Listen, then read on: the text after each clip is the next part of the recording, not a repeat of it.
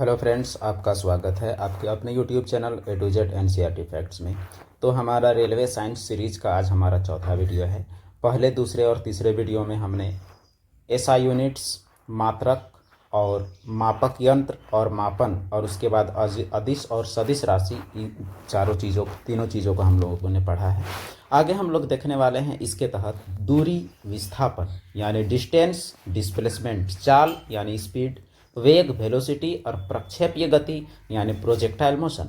और इन सभी चीज़ों को समझने के साथ हम लोग इससे जुड़े जितने भी रेलवे के आज तक के एग्जाम में इससे संबंधित प्रश्न आए हुए हैं, उन सभी प्रश्नों को हम लोग एक जगह इकट्ठा करने का प्रयास करेंगे। तो चलिए हम लोग देखते हैं, बाकी सारी चीज़ों को हम लोग समझते हुए जो हमारा आज का हमारा पहला टॉपिक है वो आपका है दूरी, जिसे हम लोग डिस्टेंस भी कहते हैं। तो यह क्या है और इससे सवाल क्या क्या पूछा जा सकता है, सारे आयाम को हम लोग देखेंगे। तो दूरी क्या है? दूरी आपका है जब भी कोई वस्तु अपना स्थान में परिवर्तन करती है, यानी एक जगह से दूसरी जगह जाती है, अर्थात जब कोई वस्तु गति करती है। तो जब कोई वस्तु गति करती है, इसका मतलब मान लिया जाए इसका पहले स्थान ए था और उसके बाद इसका स्थान बी है। तो इस प्रकार दूरी जो है ए से बी तक का जो स्थान परिवर्तन हुआ, तो ए से बी तक जाने में जो रास्ता है ये आपका पाथ है। इस पाथ की लंबाई को, ये रास्ता पथ की लंबाई जो है उसे हम लोग दूरी कहते हैं। यानी गति के दौरान हुए पथ की लंबाई को, गति के दौरान जो भी पथ की लंबाई होगी उसे दूरी कहेंगे। और ये दूरी का जो मात्रक हमारा होगा एसआई मात्रक, तो दूरी का हमारा एसआई मात्रक जो होगा वो होगा मीटर। और दूरी का अगर हम लोग सीजीएस मात्रक की बात करें, क्योंकि मात्रक तो कई प्रकार के होते हैं, तो दूरी का सीजीएस मात्रक हो जाएगा आपका सेंटीमीटर। दूरी का अगर हम लोग एफपीएस मात्रक की बात करें, जिसमें एफ फॉर आपका हो जाएगा फुट,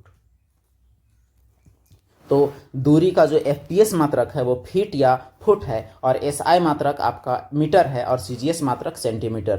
तो ये रहा आपका इसके मात्रकों से संबंधित। अब दूरी जो है आपका दिशा पर निर्भर नहीं है। क्यों? वो मैं आपको बताऊं कि यहाँ आप देखिएगा कि ये आपका ए है, उसके बाद ये आपका अंतिम स्थान बी है। इसके कई रास्ते हो सकते हैं। मिसाल के तौर पर ये ऐसे जाके, ऐसे आके, ऐसे आके फिर यहाँ आ सकता है। अब इसमें आपका जो रास्ता है वो आपका ग्रीन कलर से दिखाया हुआ है, ये भी दूरी हो सकती है। हो सकता है यह अपना रास्ता कुछ इस प्रकार से जाए, तो ये भी आपका दूरी है। हो सकता है यह अपना रास्ता ऐसे अख्तियार करे, वो भी दूरी है। हो सकता है ऐसे जाके, ऐसे घूम के फिर ऐसे आके फिर आए, तो ये भी आपका दूरी है। तो दूरी आपका दिशा पर निर्भर नहीं है, इसीलिए दूरी जो आपका है वह एक अदिश राशि है। हालांकि यह बात पिछले वीडियो में भी बताया गया है, लेकिन चूंकि अभी दूरी के बारे में डिटेल हम लोग पढ़ रहे हैं, इसीलिए यह हुआ आपका दूरी। किसी भी वस्तु का दूरी मापने के लिए एक खास चीज़ की ज़रूरत पड़ती है। दूरी के लिए एक होता है रिफरेंस, कि आप कहाँ से दूरी माप रहे हैं। तो रिफरेंस पॉइंट जो होता है, इसे हम लोग फिजिक्स में, भौतिकी में फ्रेम ऑफ रेफरेंस कहते हैं। तो फ्रेम ऑफ रेफरेंस यानी निर्देश बिंदु, यानी आप कहाँ से माप रहे हैं, ये आपका सबसे बड़ा चीज़ होता है। जो आपका निर्देश बिंदु होगा वही आपका होगा कि दूरी आप कहाँ से माप रहे हैं उसका। तो दूरी अधिकतर जो हम लोग मापते हैं, तो वह जो कार्तीय पद्धति के तहत अगर हम लोग दूरी मापे, इसमें आप देखे होंगे ऐसा एक्स अक्ष होता है, ऐसा वाई अक्ष होता है, नीचे आपका वाई डैश होता है, इधर आपका एक्स डैश होता है, और जो बीच वाला जो बिंदु होता है इसे 0 0 अर्थात मूल बिंदु का संज्ञा हम लोग देते हैं। तो यह मूल बिंदु के सापेक्ष जब हम लोग दूरी मापेंगे, तो इसका मतलब जो रिफरेंस पॉइंट हुआ वो आपका निर्देश बिंदु जो हुआ वो आपका मूल बिंदु हुआ। तो रिफरेंस पॉइंट का दूरी मापने में एक महत्वपूर्ण काम होता है। तो ये दूरी के लिए जो रिफरेंस पॉइंट है, ये जो सिस्टम है, इसको हम लोग बोलते हैं कार्टेशियन पद्धति, यानी कार्तीय पद्धति। जो हमारा निर्देशांक सब निकलता है, ये पद्धति कार्तीय पद्धति का उदाहरण है। तो यह भी आपसे कभी पूछा जा सकता है कि जो हमारा एक्स वाई का एक्सिस सिस्टम है वो किस पद्धति के तहत आता है, तो वह आपका कार्तीय पद्धति है। तो रिफरेंस पॉइंट देख लिए, अदिश राशि देख लिए, इसका मात्रक हम लोग देख लिए। अब जो हमारा दूरी जो होता है, इसे हम लोग किस यंत्र से मापते हैं वो भी हम लोग देख लेते हैं। तो जैसे जो गाड़ियां जो होती है विशेष तौर पर, तो गाड़ियों की जी दूरी जो मापी जाती है वो आपका एक विशेष यंत्र से मापी जाती है, जिसे हम लोग ओडोमीटर का संज्ञा देते हैं। तो गाड़ी का जो दूरी होता है, गाड़ी के द्वारा तय की गई दूरी, उसे हम लोग ओडोमीटर से मापते हैं। तो ये हुआ आपका दूरी का बात। अब हम लोग देखते हैं अगला पॉइंट, विस्थापन। तो दूरी के बाद हमारा अगला बिंदु होगा विस्थापन, और विस्थापन को हम लोग अंग्रेजी में बोलते हैं डिस्प्लेसमेंट। तो विस्थापन का अंग्रेजी होगा डिस्प्लेसमेंट। और ये जो विस्थापन है ये क्या है हम लोग देखते हैं। विस्थापन होता है मिनिमम दूरी यानी शॉर्टेस्ट डिस्टेंस। ये मिनिमम वर्ड से ज़्यादा बेहतर है यहाँ के लिए शॉर्टेस्ट होगा। शॉर्टेस्ट यानी जो सबसे शॉर्ट दूरी होगी, शॉर्टेस्ट डिस्टेंस, उसे ही हम लोग विस्थापन का संज्ञा देते हैं। अब चूंकि यह दूरी ही है इसीलिए इसका एसआई मात्रक मीटर और सीजीएस मात्रक सेंटीमीटर, एफपीएस मात्रक फीट आपका सेम होगा, यानी मात्रक तो आपका सेम है। अब विस्थापन कैसे निकालते हैं उसका कुछ कंडीशन देखते हैं। विस्थापन में आपका दिशा जरूर होता है, इसीलिए आपका जो विस्थापन है वह आपका सदिश राशि है। तो विस्थापन एक सदिश राशि है क्योंकि इसमें परिमाण यानी मान और दिशा दोनों के दोनों होते हैं। तो परिमाण प्लस दिशा आपका दोनों होता है विस्थापन में। अब विस्थापन कैसे ज्ञात करते हैं वो हम लोग थोड़ा देखें। तो मान लिया जाए कि विस्थापन के लिए एक सवाल एनसीईआरटी बेस्ड क्वेश्चन भी रहता है। जैसे मान लिया जाए एक किसान है जिसका खेत वर्गाकार है और इस प्रकार से उसका खेत है ए, बी, सी और डी। और मान लिया जाए उस वर्गाकार जो खेत है उसका भुजा है आपका 10 मीटर। वर्गाकार खेत की भुजा है 10 मीटर और वो एक चक्कर लगाता है। एक चक्कर अर्थात ए से बी, बी से सी, सी से डी और डी से ए। तो दूरी भी निकालना है और विस्थापन भी निकालना है। इसका दूरी क्या होगा और इसका विस्थापन क्या होगा, ये बात हम लोग समझ गए तो पूरा कॉन्सेप्ट हमारा क्लियर हो जाएगा। दूरी तो पाथ की लंबाई है, तो एक चक्कर लगाने में 10, एक चक्कर लगाने में 10 के बाद फिर 10, 20, 10, 30 और 10, 40। तो दूरी आपका हो जाएगा 40 मीटर। लेकिन विस्थापन प्रारंभिक और अंतिम बिंदु के बीच न्यूनतम दूरी होती है। तो प्रारंभिक बिंदु ए, अंतिम बिंदु ए, यानी दोनों के बीच का कोई दूरी है, कोई दूरी नहीं है, यानी विस्थापन 0 है। विस्थापन के केस में और एक चीज़ आपको बताएं कि जैसे मान लिया जाए ये आपका लाइनिंग है और इस लाइनिंग में आप देखें तो यहाँ आपका है, जैसे मान लिया जाए यहाँ 1 है, उसके बाद 2, 3, 4, 5, 6। अब कोई चीज़ अगर 1 से जा रहा है आगे, तो 1 से अगर कोई चीज़ जा रहा है 1 से 6 तक, तो 1 से 6 तक अगर गया तो इसका जो विस्थापन हुआ आपका वो आपका हुआ 6 मीटर। लेकिन 1 से 6 तक गया और उसके बाद फिर 6 से 1 तक आया तो इसका विस्थापन आपका 0।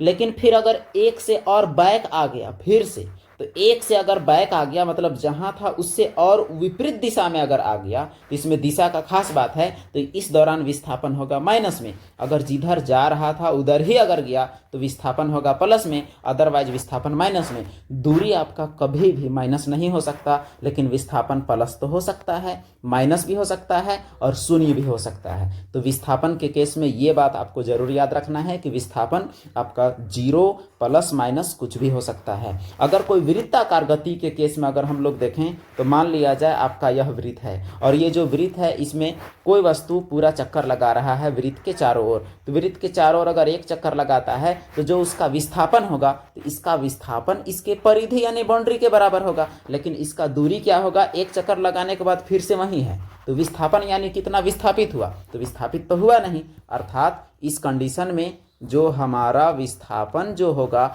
वो आपका शून्य होगा। और मान लिया जाए कि एक चक्कर लगाया, ऐसे ऐसे आया और चक्कर लगाने के बाद फिर से यहाँ अगर आ गया तो विस्थापन उस कंडीशन में क्या होगा, तो उस कंडीशन में विस्थापन नेगेटिव अर्थात माइनस में होगा। और दूरी कभी भी नेगेटिव या माइनस में नहीं होगा, दूरी हमेशा पॉजिटिव में होगा। तो ये हुआ आपका दूरी और विस्थापन और अदिश और सदिश। और मापन की अगर बात करें तो जिस दूरी मापते हैं अगर ओडोमीटर से, तो विस्थापन भी हम लोग ओडोमीटर से माप सकते हैं। लेकिन ये विस्थापन जो है इसका ओडोमीटर से मापा नहीं जाता, क्योंकि प्रारंभिक और अंतिम बिंदु के बीच का जो शॉर्टेस्ट डिस्टेंस होता है वो होता है, इसीलिए इसका स्थान इसमें नहीं है। और हम लोग एक उदाहरण देख सकते हैं कि मान के चलिए कि यह आपका त्रिभुज है और इस त्रिभुज में ए बिंदु है, बी बिंदु है और सी बिंदु है। त्रिभुज की भुजाएं 5, 10 और 10 हैं। अब मान के चलिए कोई ए से लेके सी तक जाता है, ए से सी तक। अब ए से सी तक बी से होते हुए अगर जाता है तो दूरी जो आपका होगा वो 10 और 10 आपका हो जाएगा 20 और विस्थापन हो जाएगा केवल आपका 5। तो उम्मीद है आप विस्थापन और दूरी का कॉन्सेप्ट समझ गए होंगे। अब हम लोग देखेंगे दूरी और विस्थापन के बाद जो हमारा अगला टॉपिक है, दूरी और विस्थापन के बाद वो हमारा क्या होगा, तो वो होगा हमारा चाल। तो अब हम लोग तीसरा टॉपिक की ओर बढ़ते हैं, चाल की ओर। तो चाल जिसे हम लोग इंग्लिश में बोलते हैं स्पीड और आपको पता है कि चाल जो है आपका, चाल क्या है वो हम लोग देखते हैं। दूरी में परिवर्तन की दर को चाल कहते हैं, यानी दूरी में समय के आधार पर जितना बदलाव होता है, इकाई समय में दूरी में जितना बदलाव होता है उसे ही हम लोग चाल कहते हैं। दूरी में परिवर्तन की दर चाल कहलाती है।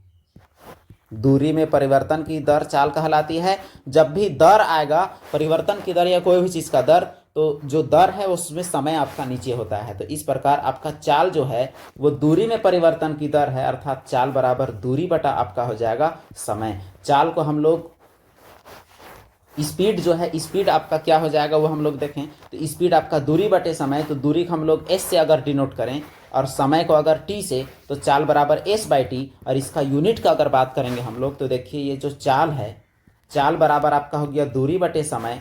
अब दूरी को मापेंगे मीटर में, समय को मापेंगे सेकंड में। अब देखिए नीचे आपका ई का घात एक तो होता ही है, ऊपर जाएगा तो आपका घात -1 हो जाएगा। इसे हम लोग ऐसे भी लिख सकते हैं, ऐसे। तो इसका जो यूनिट जो आपका हो गया वो हो गया मीटर प्रति सेकेंड। मीटर प्रति सेकेंड चाल का SI मात्रक है। मीटर प्रति सेकेंड चाल का SI मात्रक याद रखिएगा। और ये चाल जो है चूंकि यह दूरी पर निर्भर है, चाल निर्भर है दूरी पर, और दूरी है एक अदिश राशि। इसका मतलब यह हुआ कि ये चाल भी क्या है, अदिश राशि है। इस चाल के अगर प्रकार की बात करें तो चाल के हमारे प्रकार हो सकते हैं। एक हो सकता है एक समान चाल। एक समान चाल हम लोग उसे बोलेंगे जब समान समय में समान दूरी हमेशा तय किया जाए। और असमान चाल हम लोग उसे बोलेंगे जब समान दूरी में समान समय में समान दूरी तय नहीं किया जाए। मतलब ये हुआ कि एक समान चाल में क्या होगा कि हर एक समय अंतराल में, जैसे हर 5 सेकंड में 10 किलोमीटर जा रहा है तो हर 5 सेकंड में 10 किलोमीटर जाएगा। और असमान में कोई टाइम में ज़्यादा चला, कोई टाइम में कम चला, तो उसे असमान चाल का संज्ञा हम लोग देते हैं। और एक होता है हमारा औसत चाल। ये औसत चाल काफ़ी महत्वपूर्ण है आपके लिए। तो औसत चाल का सूत्र जो आपका हो जाएगा वो होगा कुल दूरी, यानी जितनी भी दूरी तय की जाएगी, और नीचे आपका हो जाएगा कुल समय। तो कुल दूरी और कुल समय का अनुपात को औसत चाल यानी एवरेज स्पीड बोला जाता है। तो आपका औसत चाल, एक समान चाल, असमान चाल, ये आपको याद रखना है। अब हम लोग देखते हैं चाल के बाद वेग। तो चाल के बाद का जो वेग का कंडीशन है उसे हम लोग देखते हैं। चौथा नंबर हमारा हो जाएगा वेग।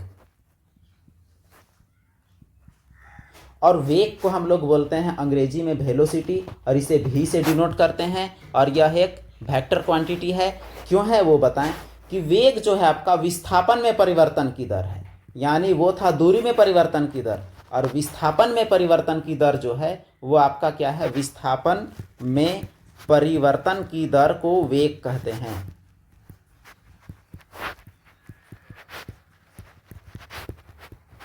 अब जो वेग जो आपका हो जाएगा v, तो v बराबर हो जाएगा आपका, ऊपर हो जाएगा विस्थापन और नीचे हो जाएगा समय। तो इसका भी मात्रक आपका मीटर पर सेकेंड यानी मीटर प्रति सेकेंड ही इसका मात्रक होगा। और ये चूंकि विस्थापन पर निर्भर है, विस्थापन एक सदिश राशि है, इसका मतलब वेग भी आपका क्या होगा, तो वेग भी आपका सदिश राशि माना जाएगा। तो वेग भी आपका सदिश होगा। अब इसमें हम लोग कुछ और चीज़ें ऐड करेंगे। वेग तो सदिश हुआ, ये हम लोग जान गए।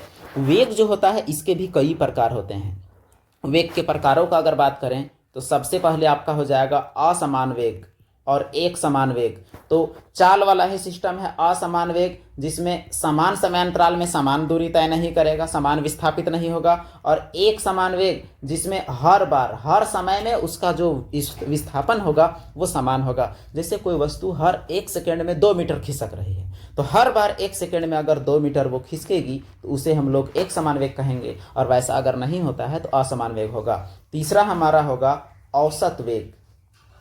तो औसत वेग वही है कुल विस्थापन बटे कुल समय, वो होगा आपका औसत वेग। उसके बाद एक खास इसमें आता है तात्क्षणिक वेग। ये आपके लिए खास है, तात्क्षणिक वेग। तात्क्षणिक वेग और तात्क्षणिक चाल ये हम लोग दोनों देखेंगे एक साथ। तो तात्क्षणिक वेग या तात्क्षणिक चाल क्या होता है, किसी खास क्षण जो किसी वस्तु का वेग या किसी वस्तु का चाल होगा उसे ही तात्क्षणिक वेग या तात्क्षणिक चाल कहते हैं। मान के चलिए आप बाइक चला रहे हैं, बाइक चलाने के दौरान आपका जो मोटरसाइकिल है वो मान के चलिए 5:10:11 इतना में आप अपना काटा को देखिए, मोटरसाइकिल के जो स्पीडोमीटर होता है उसको, तो मान के चलिए आपका मोटरसाइकिल था 60 किलोमीटर प्रति घंटा की रफ्तार से चल रहा था, और फिर आप तुरंत में अगर ब्रेक लगाए तो 60 से आपका चाल तो कम ही होगा, और अगर आप एक्सेलरेट किए तो चाल आपका बढ़ेगा। इसका मतलब विशेष क्षण जो चाल था आपका वो आपका 60 था। तो अगर आपसे पूछा जाए कि 5:10 होके 11 सेकेंड में आपका तात्क्षणिक चाल या तात्क्षणिक वेग कितना था, तो वो आपका 60 किलोमीटर प्रति घंटा। तो तात्क्षणिक वेग या तात्क्षणिक चाल क्या होता है, किसी खास क्षण में जो वेग या चाल होता है उसे ही हम लोग तात्क्षणिक वेग या तात्क्षणिक चाल का संज्ञा देते हैं। अब वेग जो है आपका, वेग के कंडीशन में और एक चीज़ है, जैसे मान के चलिए कोई चीज़ अगर वृत्ताकार गति में, अगर ऐसे वृत्ताकार गति चल रहा है, अब इसमें आप देखिए कि जब वृत्ताकार जब ये चलने लगेगा तो इसका चाल होगा, इसका चाल जब हम लोग निकालेंगे तो इसका चाल, ये दूरी जो होगा ये परिधि के बराबर होगा, दूरी इसका परिधि के बराबर होगा, इसीलिए इसका केवल चाल आपका निकलेगा। वृत्ताकार गति में अगर कोई चीज़ वृत्ताकार में बराबर घूम रहा है, चाल निकलेगा, और वेग इसका नहीं निकलेगा। क्यों नहीं निकलेगा? क्योंकि चाल बराबर होता है दूरी बटे समय, और इसमें दूरी है इसीलिए निकलेगा, और वेग बराबर होता है विस्थापन बटे समय, तो विस्थापन तो इसमें शून्य है, तो विस्थापन शून्य होने के कारण ये नहीं निकल पाएगा। इसका मतलब वेग जो है वृत्ताकार गति में वेग 0 होता है और चाल 0 नहीं होता। अब उसके बाद मोस्ट इंपॉर्टेंट चीज़, जो चाल वेग ये सब तो हमारा हो गया, अगला चीज़ हम लोग देखते हैं। अच्छा, वेग जो है इसमें और एक चीज़ आपका छूट रहा है, जो आपका होगा सापेक्षिक वेग यानी रिलेटिव वेलोसिटी। सापेक्षिक वेग जो होगा, रिलेटिव वेलोसिटी, ये भी आपको जानना चाहिए। तो ये रिलेटिव वेलोसिटी क्या होता है ये देखते हैं। मान के चलिए कोई वस्तु खड़ा है, यानी इसका चाल है 0 किलोमीटर प्रति घंटा, और कोई वस्तु है जिसका चाल है 60 किलोमीटर प्रति घंटा। अब चूंकि प्रत्येक चीज़ तो हमारी स्थिर ही होती है लगभग, तो इसके सापेक्ष इसका चाल आपका 60 है। लेकिन मान के चलिए अगर कोई एक गाड़ी 60 का स्पीड से चल रहा है और दूसरा गाड़ी भी 60 का स्पीड से चल रहा है, तो दोनों गाड़ी आपको एक दूसरे में, अगर आप एक गाड़ी में है और दूसरा एक गाड़ी में आपका दोस्त है, तो ये दोनों गाड़ी एक दूसरे के प्रति स्थिर नजर आएंगी। इसका मतलब इस 60 के तुलना में इस 60 आपका 0 हो गया।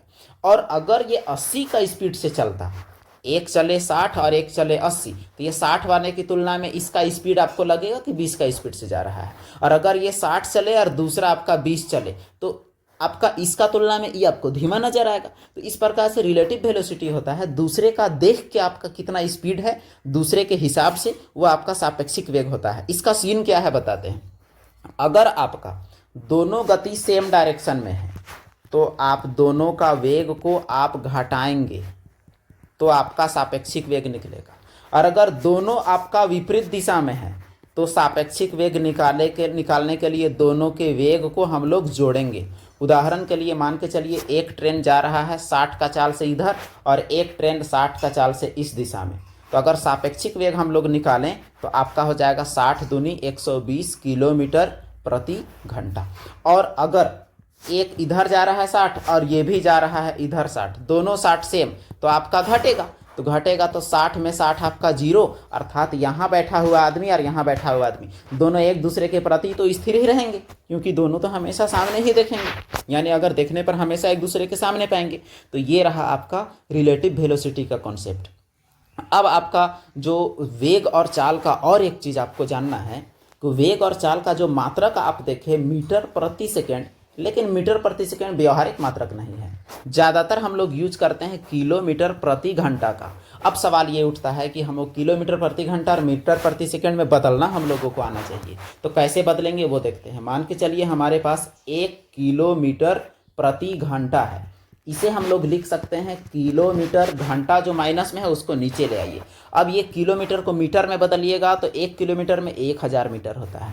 1 घंटा को अगर आप मिनट में बदलिएगा तो 60 मिनट, सेकंड में बदलिएगा तो और 60, तो ये सेकंड हुआ। अब आप देखिए ये आपको मीटर और सेकंड, मीटर प्रति सेकंड दिख रहा है। अब आप इसे हल कर दें, 0 0 आपका कट गया, 2 5 10, 2 3 6, अब नीचे आया, ऊपर आया 5, नीचे 6 3 आपका 18, ये मीटर प्रति सेकंड, यानी 1 किलोमीटर प्रति घंटा में आपका इतना मीटर प्रति सेकंड होता है। अब सवाल ये उठता है कि ऐसे में हम लोग कैसे बदलेंगे। तो अगर आपका किलोमीटर प्रति घंटा में कोई चीज़ है, जैसे 90 किलोमीटर प्रति घंटा है उसको आपको बदलना है मीटर पर सेकेंड, तो 5/18 से आप गुना कर देंगे बस। 5/18 से 18 पचे 90, तो 5 पचे 25 मीटर पर सेकेंड। ये आपका हुआ। जब भी किलोमीटर प्रति घंटा से आपको मीटर पर सेकेंड में बदलना हो 5/18 से गुना कर देंगे। और इसी के विपरीत अगर आपको ये मीटर प्रति सेकेंड था, इसको अगर आपको बदलना रहता किलोमीटर प्रति घंटा में, तो 18/5 से गुना कीजिए, यानी इसको उलट दीजिए। 5 पचे 25 और 18 पचे 90, वही आपका आ रहा है। अब इसका कुल्लू याद रखने का आप दिमाग भिड़ा लीजिए कि इसको कैसे कीजिएगा।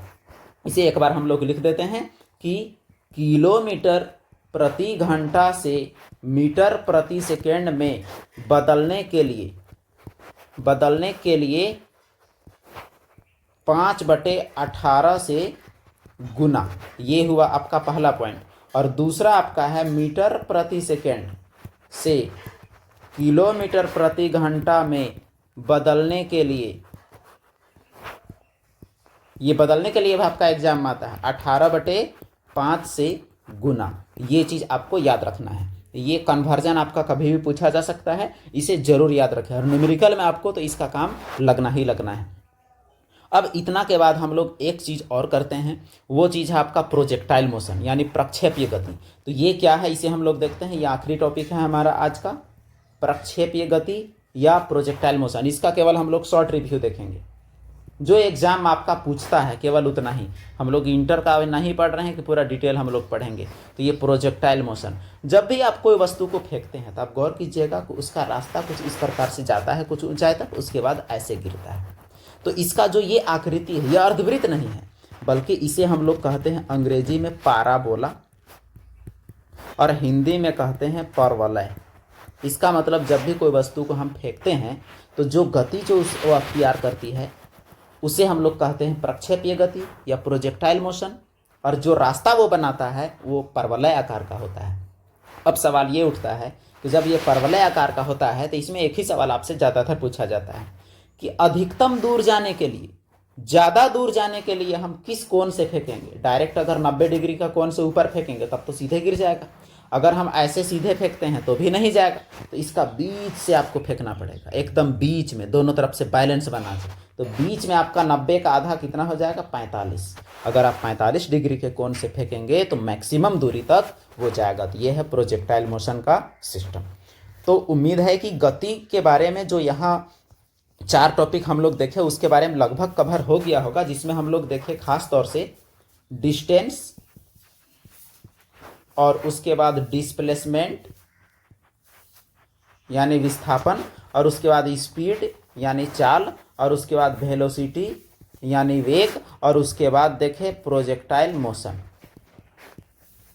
तो अब हम लोग देखते हैं इससे जुड़े ऑब्जेक्टिव प्रश्न जो आपके एग्जाम के लिए बेनिफिशियल साबित होंगे, जो कि रेलवे में आए हुए प्रश्न हैं। तो जो पहला सवाल है हमारा रेलवे एमसीक्यू ऑब्जेक्टिव सीरीज का, वो हमारा ये है पहला क्वेश्चन आप देखें। खाली जगह वह भौतिक राशि है जो कभी भी ऋणात्मक नहीं हो सकती। तो ऋणात्मक क्या नहीं हो सकता है, तो जो अदिश राशि है, कोई भी अदिश राशि कभी भी ऋणात्मक नहीं हो सकती। अदिश राशि हमेशा ऑलवेज आपका पॉजिटिव होगा। और जो आपका सदिश राशि है, सदिश राशि आपका जीरो भी हो सकता है, पॉजिटिव भी हो सकता है, माइनस भी हो सकता है, जैसे विस्थापन आपको बताया गया था। तो कौन सी भौतिक राशि कभी भी ऋणात्मक नहीं हो सकती, दूरी, बल, त्वरण या वेग। तो इसका सही जवाब तो दूरी होना चाहिए, क्योंकि दूरी कभी भी नेगेटिव नहीं होगा, बाकी नेगेटिव आपका हो सकते हैं।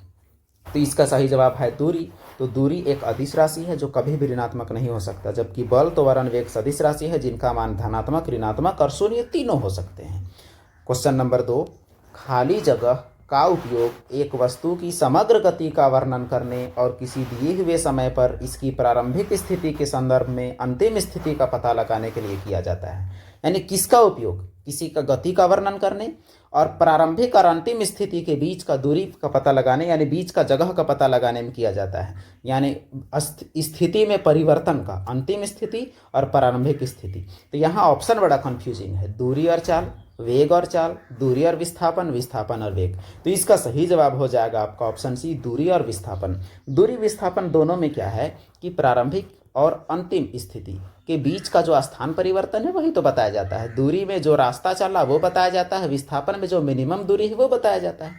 तो इस प्रकार दूरी और विस्थापन इसका सही जवाब होगा, जिसमें प्रारंभिक स्थिति और अंतिम स्थिति का पता लगाने के लिए उसका संपूर्ण गति का बताया जाता है। अगला प्रश्न तीसरा, वेग और समय का गुणनफल क्या होता है?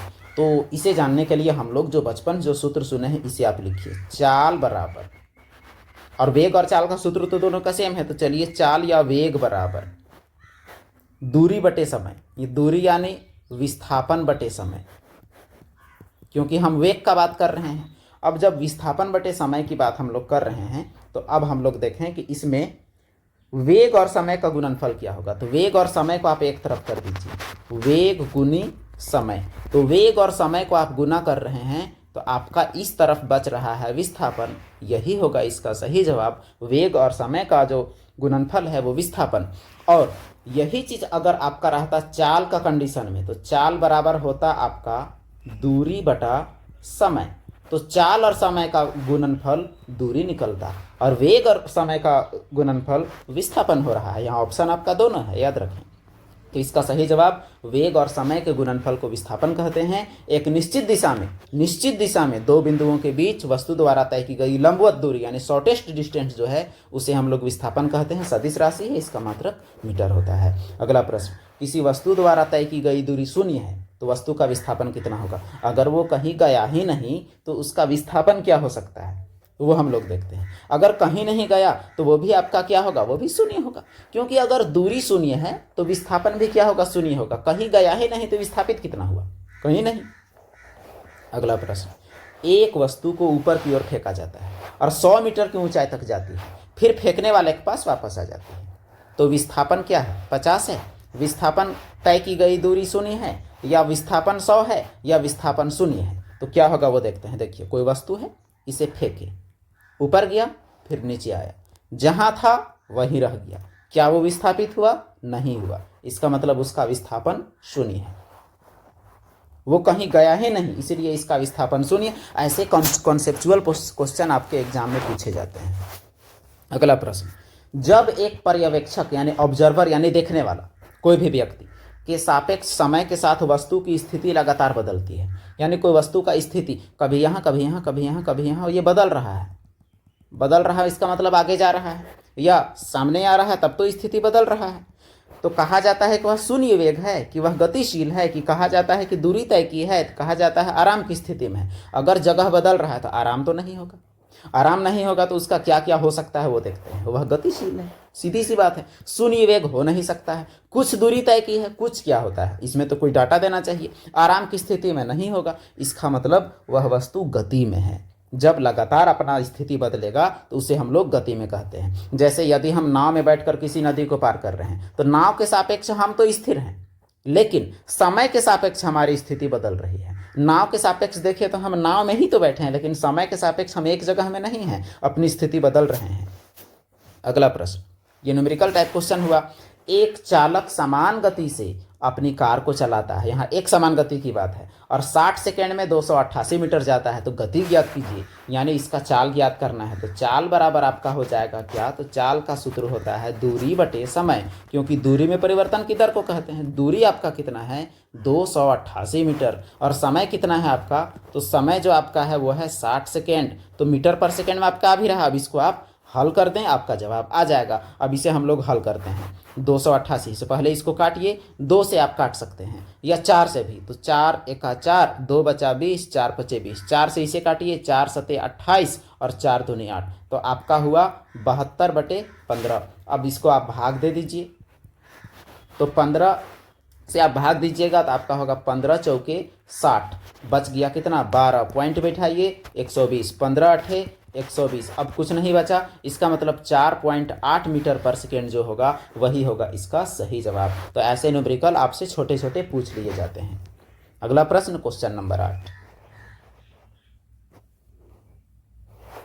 किरण 90 मीटर लंबे पुल में तैरती है, यानी पुल की लंबाई है 90 मीटर, एक छोर से दूसरे छोर तक, और फिर वहां से वापस उसी स्थान पर चलाती है, उसी रास्ते से चलकर, और दो बार में 360 मीटर की दूरी तय करती है। तो उसका औसत वेग ज्ञात कीजिए। अब देखिए ये सवाल कितना अच्छा क्वेश्चन है। देखिए वेग बराबर क्या होता है, वेग बराबर होता है विस्थापन बटा समय। वेग बराबर, इसे हल करेंगे हम लोग गणितीय विधि से, विस्थापन बटा समय। अब देखिए ये आपका किरण का लोकेशन है, ये तैर के जाती है और फिर आ जाती है, तो इसका मतलब इसका जो विस्थापन है, चूंकि स्थान परिवर्तन तो हुआ नहीं, तो विस्थापन शून्य, अर्थात विस्थापन की जगह हम रख देंगे शून्य, और समय चाहे जो लगा, समय चाहे जो लगा, अगर शून्य आ गया है इसका मतलब ये हुआ कि इसका जवाब क्या होगा, शून्य होगा, क्योंकि 0 बटे कुछ भी क्या होता है, शून्य होता है। यानी उसका वेग जो निकाले वो हुआ शून्य। हाँ, अगर चाल पूछा होता तो अभी हम लोग निकालते कि कितना दूरी तय किया, कितना समय में तय किया, तब आपका निकलता चाल, लेकिन वेग इसका शून्य होगा। तो सही जवाब इसका 0 मीटर पर सेकेंड है। किरण जहां से चलती है वहीं आ जाती है, विस्थापन 0 तो वेग भी 0। अगला प्रश्न, क्वेश्चन नंबर 9, किसी वस्तु का त्वरण किसमें प्रति इकाई समय में हुआ परिवर्तन है। तो यहाँ त्वरण से एक सवाल पूछ लिया गया है, जबकि त्वरण अगला टॉपिक में आपका है, आगे हम लोग पढ़ेंगे। त्वरण वेग में परिवर्तन की दर होती है, त्वरण वेग में परिवर्तन की दर को त्वरण कहते हैं। त्वरण का सूत्र होता है वेग में परिवर्तन बटा समय, तो ये होता है त्वरण का सूत्र। तो ये हम लोग आगे पढ़ेंगे, इसमें ज़्यादा डिस्कस नहीं करते हैं अभी। इसका सही जवाब आपका वेग हो जाएगा। अगला प्रश्न, फ्रेम के संदर्भ में जो समय का फंक्शन है, एक वस्तु की स्थिति में परिवर्तन की दर क्या है या उसे क्या कहा जाता है। तो एक वस्तु का स्थिति में परिवर्तन की दर, स्थिति यानी दूरी, में परिवर्तन की दर यानी समय, तो दूरी बटा समय को क्या कहते हैं, तो दूरी बटे जो समय जो होता है, यहाँ परिवर्तन की दर, दूरी की जगह हम आपका विस्थापन भी हो सकता है, ऑप्शन के आधार पर आपको जाना पड़ेगा। तो दूरी या विस्थापन बटे समय को हम लोग क्या कहेंगे, तो वो होगा वेग। असल में विस्थापन बटे समय वेग और दूरी बटे समय चाल, लेकिन यहाँ चाल ऑप्शन में नहीं है। तो वस्तु की स्थिति बदलने की दर को वेग कहते हैं। यह एक सदिश राशि है जिसका मात्रक मीटर प्रति सेकेंड होता है। अगला प्रश्न, समय के साथ किसी वस्तु का वेग दिखाने वाले ग्राफ को क्या कहते हैं। यानी एक तरफ रहेगा आपका समय और एक तरफ रहेगा आपका वेग, तो वेग समय ग्राफ, वेग विस्थापन, वेग गति, वेग दूरी। तो इसका सही जवाब नाम से ही जग जाहिर है, इसे हम लोग वेग समय ग्राफ कहेंगे, क्योंकि एक तरफ वेग होगा एक तरफ समय होगा। देखिए एक तरफ आपका वेग है और एक तरफ समय है, और ये ग्राफ है आपका, तो वेग समय ग्राफ इसे कहा जाता है। इससे हम लोग त्वरण भी निकालते हैं, जैसे a बराबर dv बाई dt, dv मतलब वेग में परिवर्तन की दर, और वेग में परिवर्तन, और dt यानी समय में परिवर्तन, और a मतलब त्वरण। अगला प्रश्न,